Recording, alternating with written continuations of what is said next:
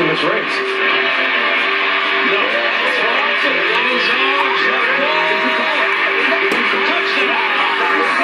This has been title talk. It's been a hell of a game. Travelers All-Star Curling Skins Game Draft Show, followed by All-Star Curling Skins Game. Dante, Kalisha, Blackstone, and Tori. Good panel. Thank you, Professor. Everything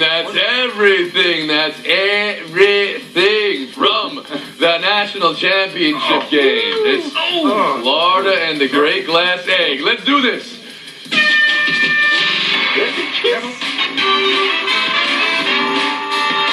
It's Around the Horn, presented by Ciroc, part of Happy Hour. Here's Tony Rihanna. Hey, welcome back around to the panel who conveniently made themselves unavailable for yesterday's show when it was time to make a national championship game prediction. Who wants McMullen and Page's mutes? That's what I want to know. You're all getting it. Mute by association. Let's go around the horn. It's the first word.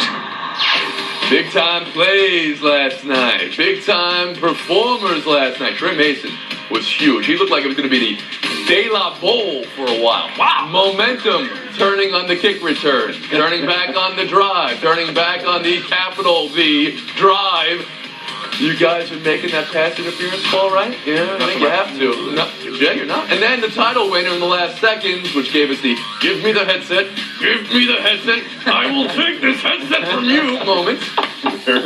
Other than the fact that guy really wanted that headset, what was your takeaway from the national title game, Adonde? Well, it's a tremendous game. It only whets my appetite for a playoffs win next year. It will truly be decided on the field. We won't have any coaches or computers or anything determining who plays in the final duly noted. game. But about last night's game. This game was great. A great way for the BCS to go out. A little bit disappointed, though, in that pass interference call. After they had been calling it loose, there were some plays they could have thrown that flag earlier in the game, and they changed the tone of the officiating late. They started calling it tighter. I didn't like that unnecessary penalty, taunting penalty. Could have done without that, too. Glad that didn't factor in the outcome. And finally, I'm disappointed that Trey Mason didn't get to be the MVP of the game after 195 hard-earned yards, 93 of them after contact. I was disappointed for him, but satisfied with the outcome of the game.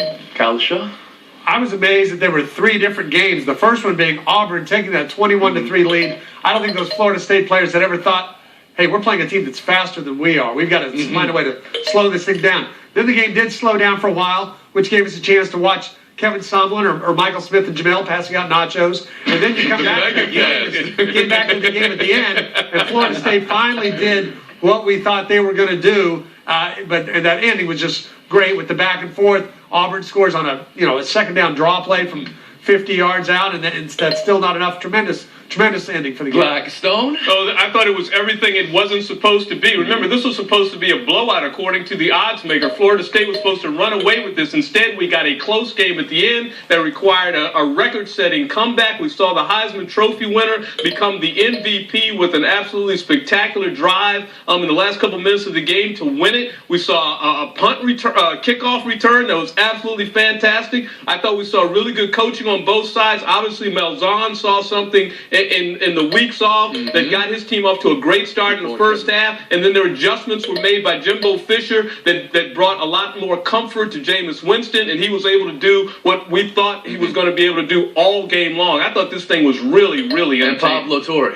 Yeah, my first takeaway is how we talked about the game, because on Twitter, people seem to forget that we have seen comebacks before, and that calling a game early, whether you're watching that game or maybe Tim Kalisha watching Kansas City, Indianapolis, calling games early but with no reward. What is football taught us this happens with every single game on Twitter, though. Last night was no different then, though, Pablo. But college football this season has taught us it's not over until maybe the last minute and maybe even less than that.